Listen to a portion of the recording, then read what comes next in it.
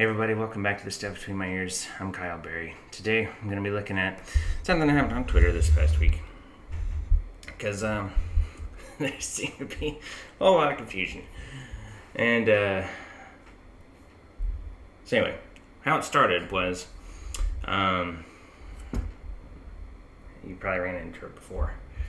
But this lady named Cheryl Schatz asked this question: many people think God is limited to a system.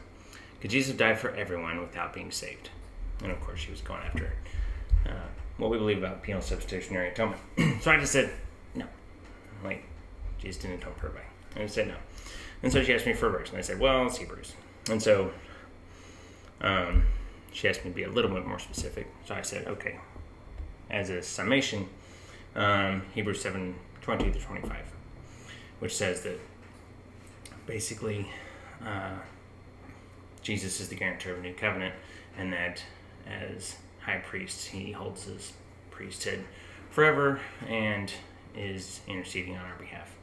And so Jesus is the guarantor and Jesus is the high priest is the two things that have to be true for why for the atonement. And my point was, I didn't argue at any point for penal substitutionary atonement. I just said that if these two things were true, then universal atonement was false. It couldn't be, because it would lead to universalism. Because when we say Jesus died for a person or a group, then we have to be saying, because of what Hebrews says Jesus is doing as high priest and as guarantor of the covenant, then Jesus is interceding for those for whom he died, basically. And so what would happen in order to avoid universalism is she would either deny that Jesus was the guarantor of the new covenant and affirm that Jesus was the eternal high priest, or vice versa. She would affirm that Jesus was the guarantor of the new covenant, but she wouldn't. She would deny some aspect or all aspects of Jesus being an eternal high priest. And I think there was another gentleman in here that was talking too, but they both did the same thing. And I was like, okay. And then at some point, she mentioned something about babies being innocent, and I was just like, okay, good, come on now. But then I was like, well, wait a minute, maybe I can use that, because she, for whatever reason, she very explicitly said that babies are innocent and sinless. And I was like, all right, well, I can ask this question, and this was the question that everybody was had their hair on fire about. And so I said, oh, I can ask this question. Let me put it up here.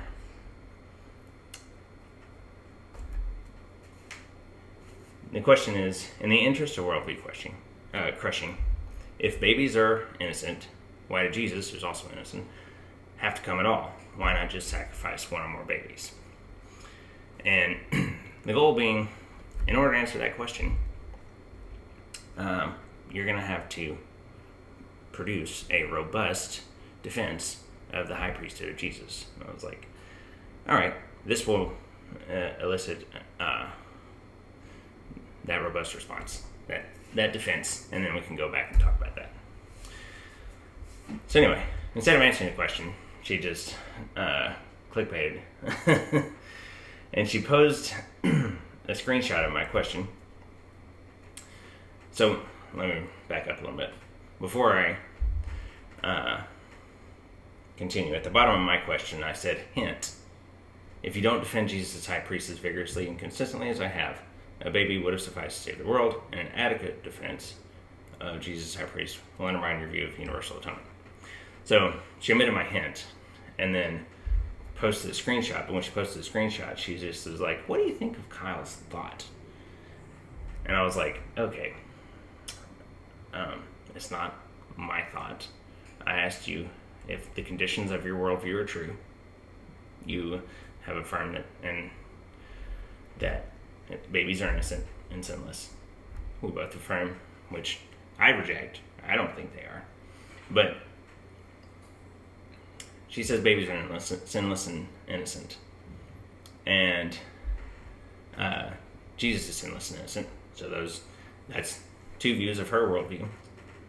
And then I asked a question based, if those two premises are true, why can't this be true?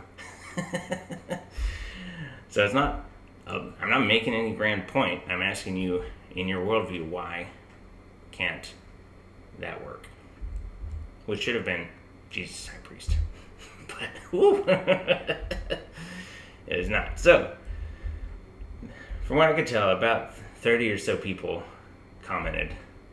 And out of all of them, about 2 or 3 posted sufficient answers. And so after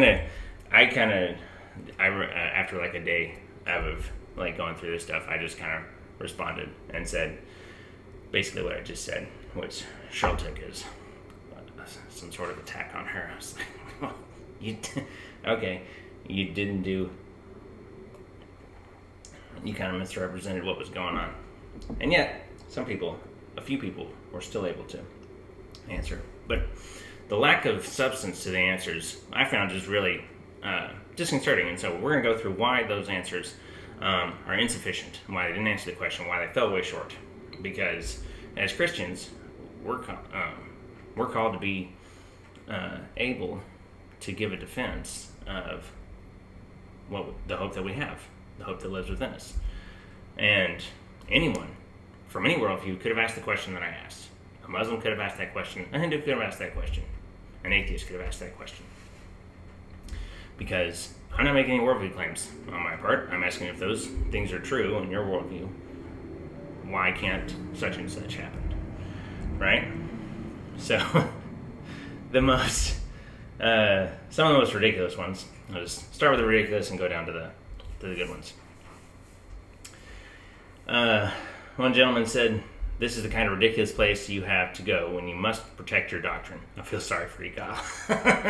It's like, okay, I reject premise 1, so it cannot be that I believe anything that flows from the 2 premises because I reject one of them.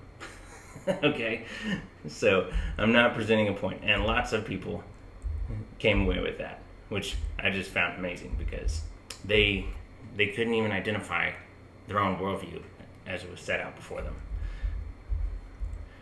Somehow it was my worldview, even though I think in the original post that she asked, she even distinguished that I didn't hold to premise 1.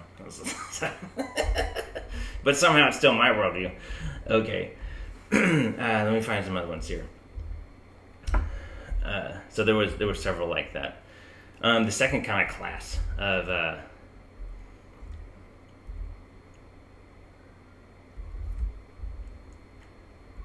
let me see. Yeah, the second kind of class of answer was like, you couldn't kill a baby because, or God couldn't use a baby to save his people because killing a baby is murder or it's evil. That's an insufficient answer. And it's an insufficient answer because of the book of Joshua and the book of Exodus and the book of Judges. God killed a whole lot of babies when he killed the firstborn of Egypt. He killed a whole lot of babies when he annihilated and rounded up. He had Israel round up all the women and children and babies and killed them. He killed a lot of babies when he had the people of Israel round up all the women and children and babies of Ai and kill them. Right? So, does it say that, killing's wrong, killing babies is wrong? Like, you gotta go way beyond that.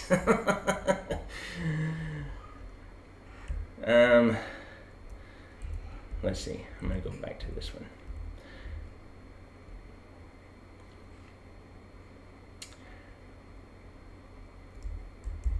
So there's also some like superficial answers, like that would kind of scratch the surface a little bit of Jesus being high priest, but like it wasn't, or even being just God, which is, yes, it's the right answer, but it's not sufficient for this reason. Let me find one.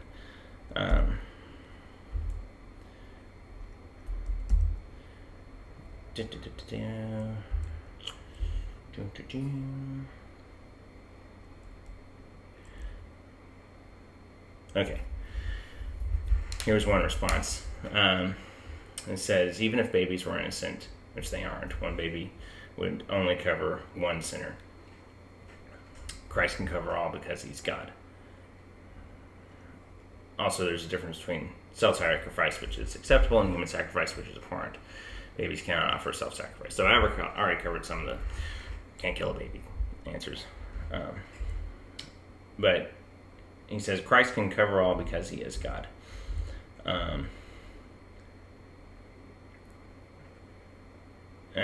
Somebody else said Jesus had to fulfill out prophecy. A couple of random babies didn't.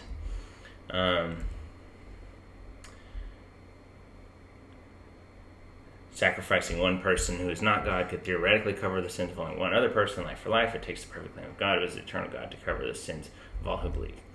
And while, yes, that's technically correct, it doesn't answer the question because it's circular reasoning. The question was, why can't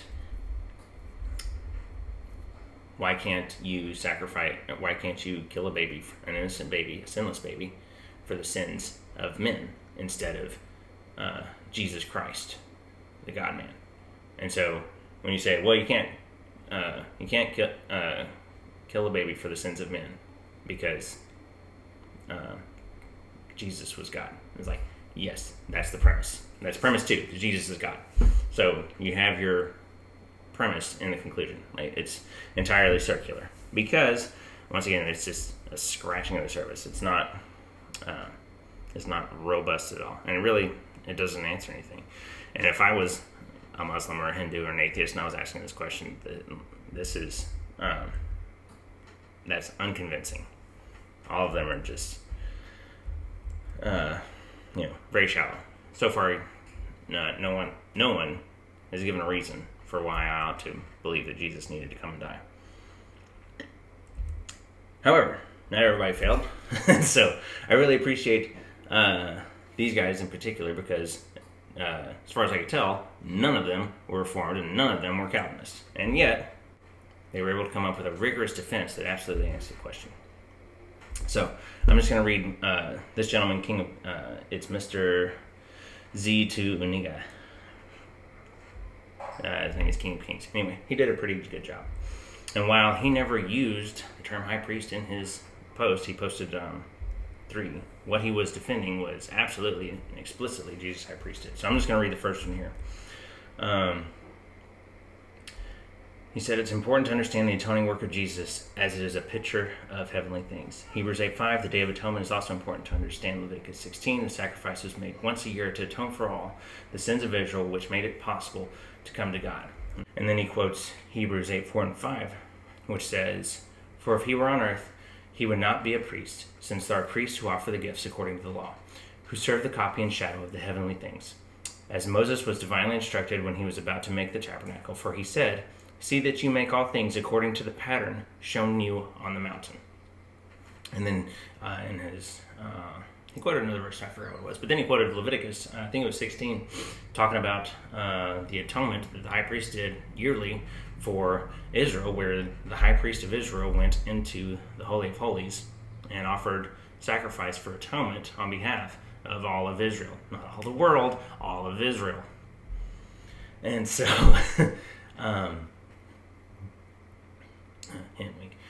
and then, so yes, that, and he's saying, and then combine that with what Hebrews is saying, which all of Hebrews, which is what I said in my original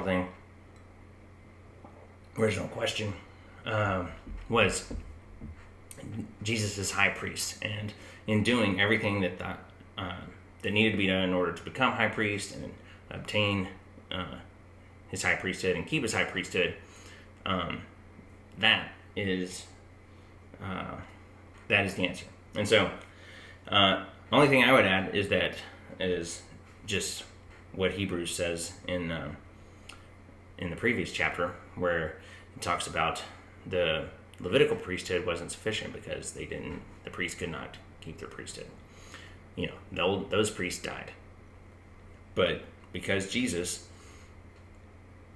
was tempted as man because he did live a perfect sinless life, because he did fulfill the law, because he did